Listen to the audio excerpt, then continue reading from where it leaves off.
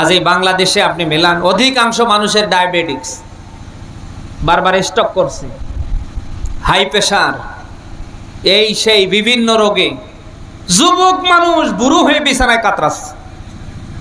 কথা বলা লাগবে। এরকম মানুষের সংখ্যা এই বাংলাদেশে কম না বেশি? 20-30 বছর আগে আপনি যদি একটু তাকান, সেই সময়ের মানুষগুলো না খেয়ে মরে যেত, খাবারের অভাবে মানুষ মরে যেত। আর এখন এই বাংলাদেশে জরিপ করে আমরা যেটা পাচ্ছি, অধিকাংশ মানুষ বিভিন্ন রোগে আক্রান্ত হয়ে কেউ হাসপাতালে, কেউ বেডে, কেউ আবার মরে যাচ্ছে শুধু অতিরিক্ত খাওয়ানোর কারণে। কথা বলা লাগবে। তাহলে 20-30-40 বছর আগের মানুষ না খেয়ে মরে যেত, আর এখনকার মানুষরা মরে যাচ্ছে অতিরিক্ত খাওয়ার কারণে। বলেন না কেন ভাই? কারণ খেতে বসলে আমাদের কারোর তো আর মাথা ঠিক থাকে না, খাবার একেবারে গলা পর্যন্ত এসে যায়, তাও আমরা বন্ধ করি না। আমি কি খুব বেশি বানিয়ে বলছি? খাবার পরে আবার খোঁজে ওই ঠান্ডা পানি আছে কিনা।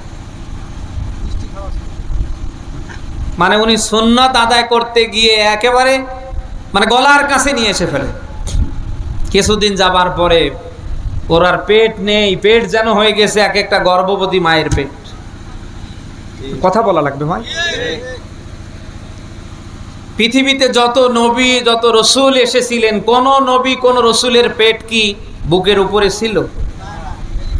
প্রত্যেকটা নবী এবং রসুলের পেটগুলি ছিল বুকের সাথে, বলেন বুকের সাথে মেলানো। একটা নবী রাসূলের পেট বুকের উপরে ছিল না। অথচ আপনার পেট দিনের পর দিন এমন বেড়ে যায়, মহিলারা দূর থেকে দেখে লজ্জা পায়। কি গো আব্দুল্লাহর আব্বু, পেটে সন্তান আসে আমার, আর ওনার পেট এত বড় হয়।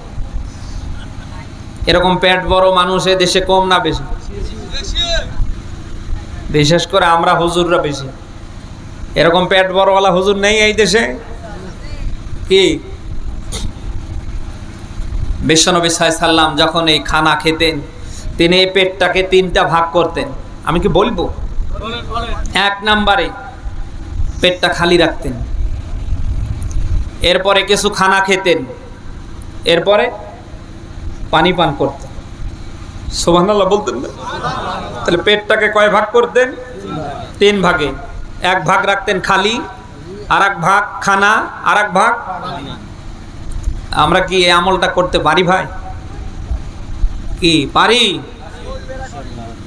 খাতে বসে যদি আমরা রসুলের এই সুন্নাহটা মানতে পারি, আমার মনে হয় কোনো ডায়াবেটিক্স, কোনো স্ট্রোক, কোনো হাই প্রেশার আমাদের ধারে আসতে পারে।